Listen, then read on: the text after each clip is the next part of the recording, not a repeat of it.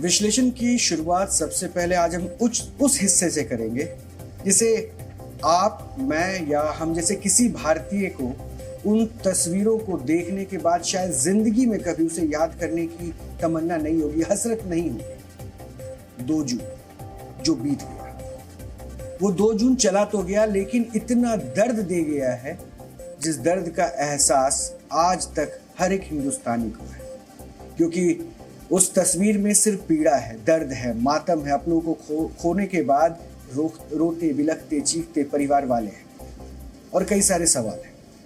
275 मौतें, 600 से भी ज्यादा लोग घायल। ये भारत में अब तक का सबसे बड़ा रेल हादसा है, उन हादसों में से एक है। और ये हादसा कितना बड़ा है इसे आप इसी से समझ सकते हैं कि रेलवे के इतिहास में पहली बार किसी हादसे की जांच सीबीआई को सौंपी गई है। और बात सीबीआई इसकी जांच करेगी तो आप समझ सकते हैं कि इस हादसे के पीछे संदेह भी है और ये कितना भयावह है। आखिर इस हादसे के पीछे जिम्मेदार कौन है, इसका पता सीबीआई लगाएगी। क्या सिग्नल या रेलवे के सिक्योर सिस्टम के साथ किसी ने छेड़छाड़ की थी, या फिर ये हादसा सिस्टम में आए किसी तकनीकी खामी की वजह से हुआ?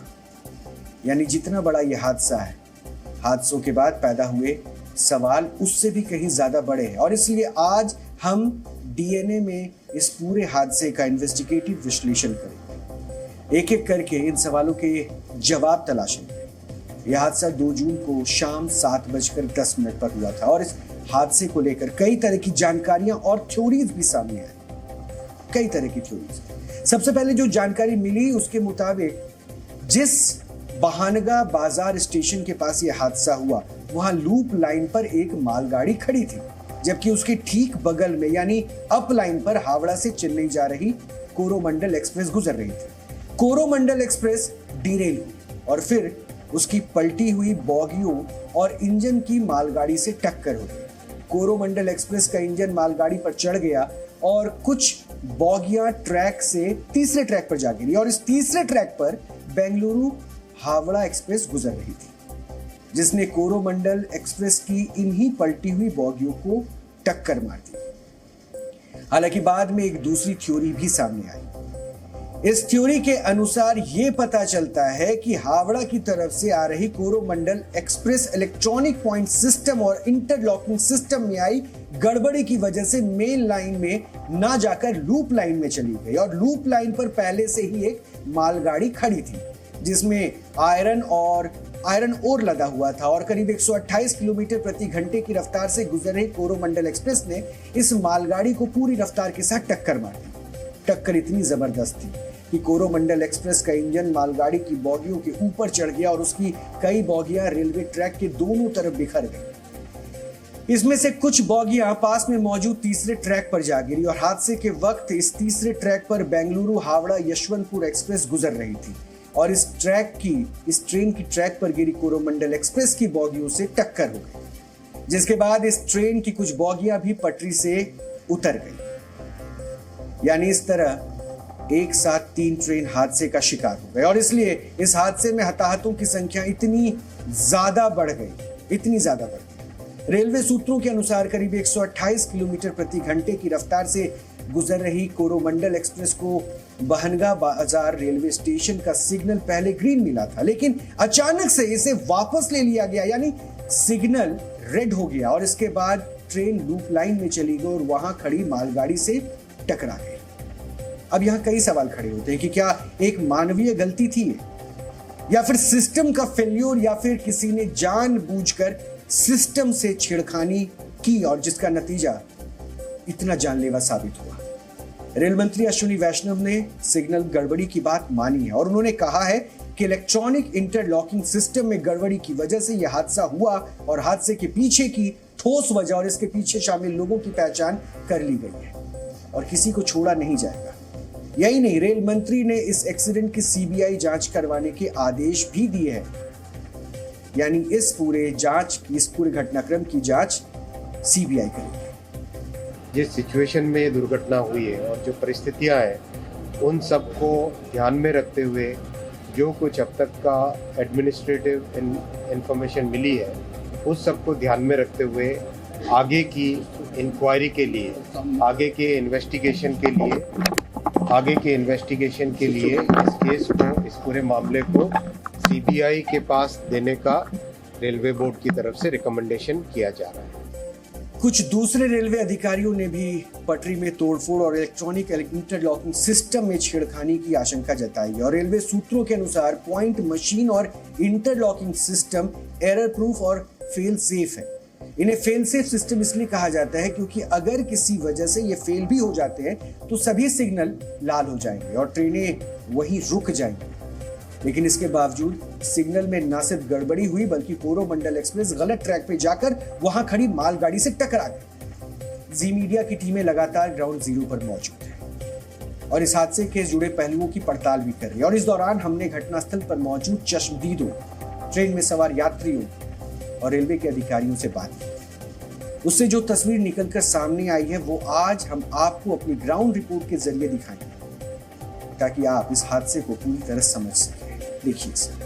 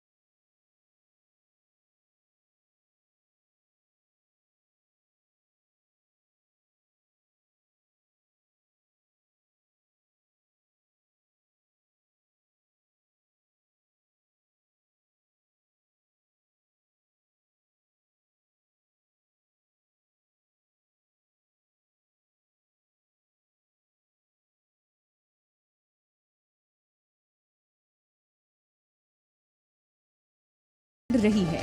चंद रोज पहले हुए हादसे और चकनाचूर बोगियों को पीछे छोड़कर ये ट्रेन एक बार फिर अपनी मंजिल की तरफ रवाना हो गई।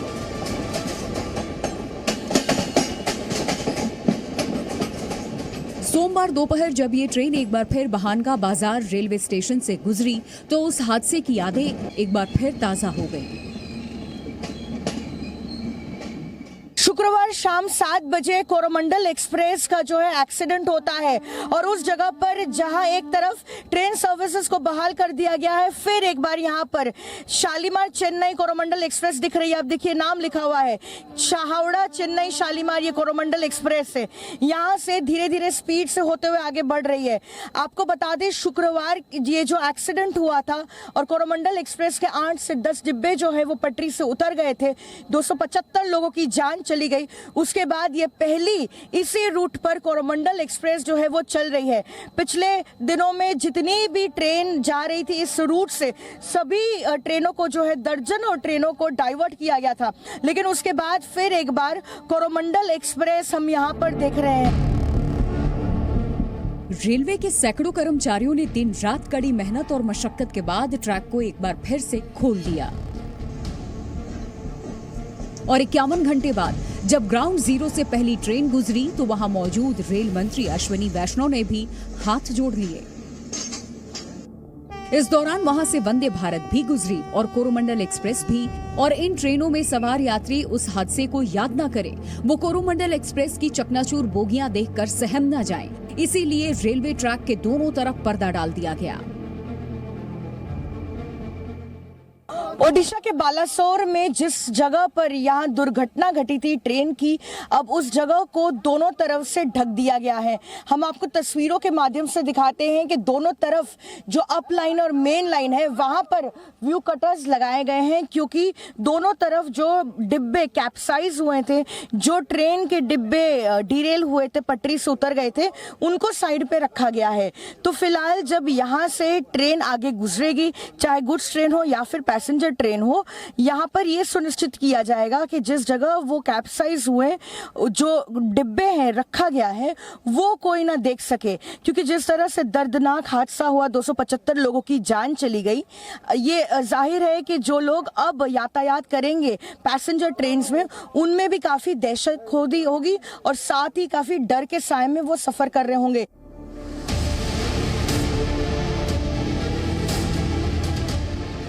रेलवे के इस पर्दे ने भले ही चकनाचूर बोगियों और हादसे के निशानों को लोगों की नजरों से छुपा लिया हो, लेकिन इस हादसे से मिले जख्मों को कोई पर्दा शायद ही ढक सके।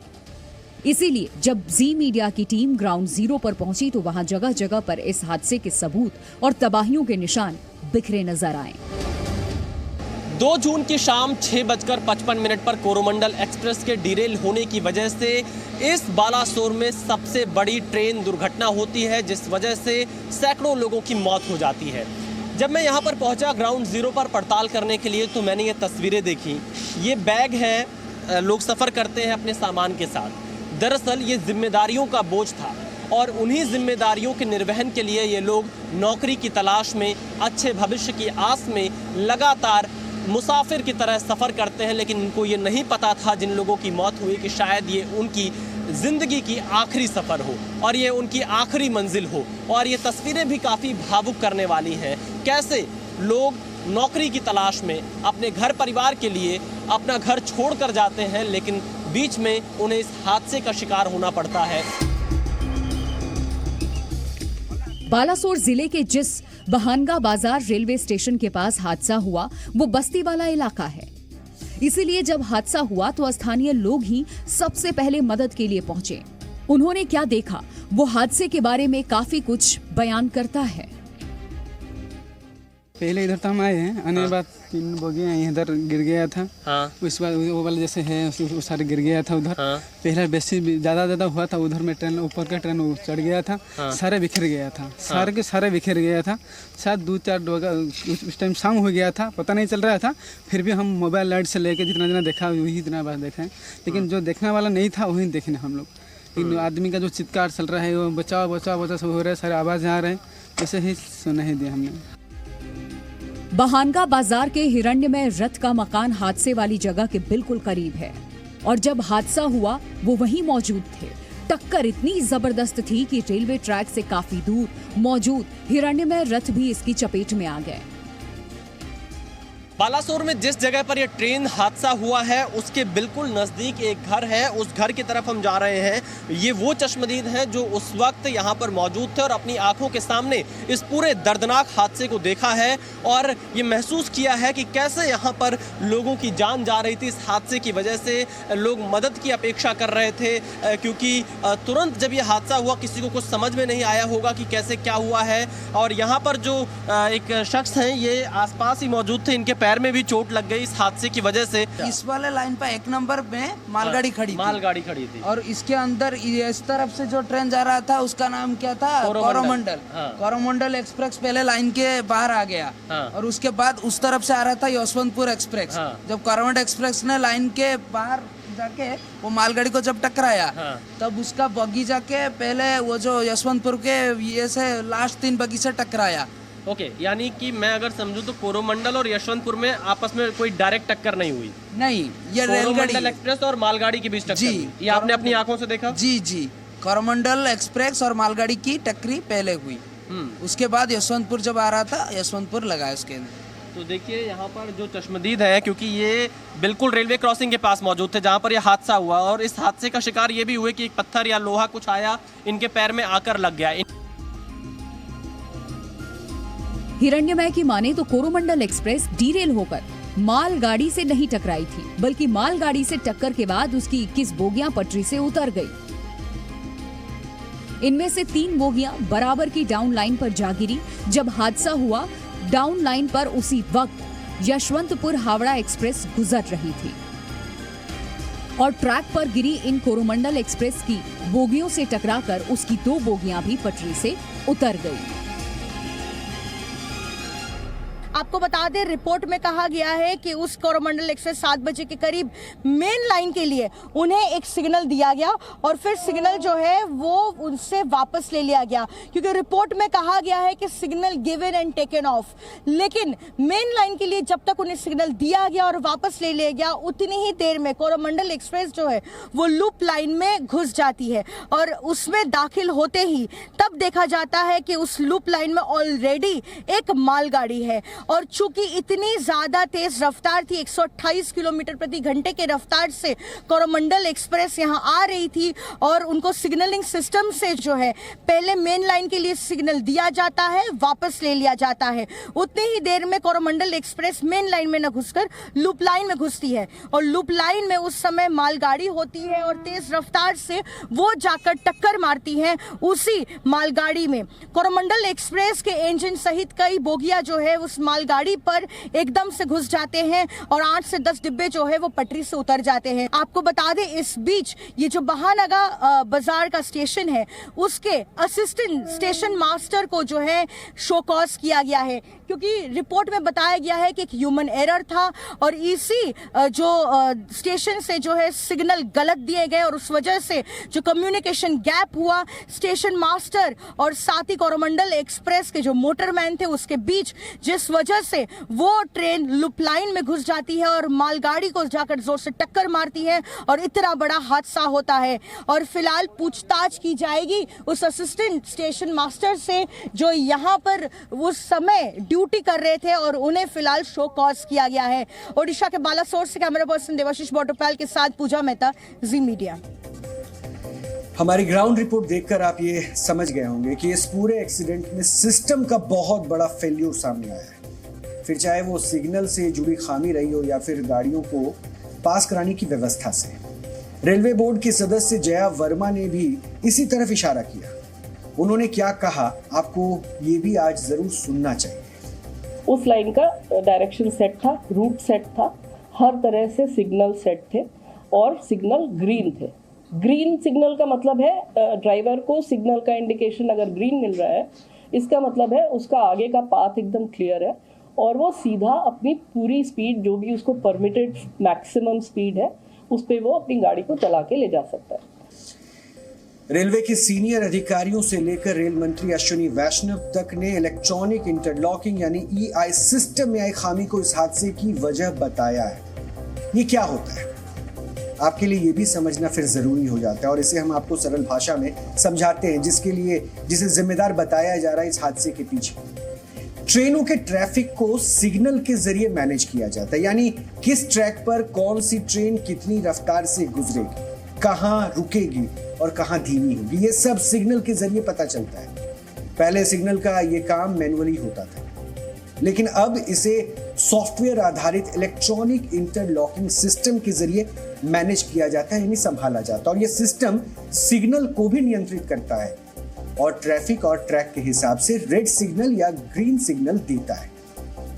इस सिस्टम के तहत ट्रैक पर कई तरह के सर्किट और सेंसर लगाए जाते हैं और इनके जरिए ट्रेनों की पोजीशन और स्पीड का पता लगाया जाता है।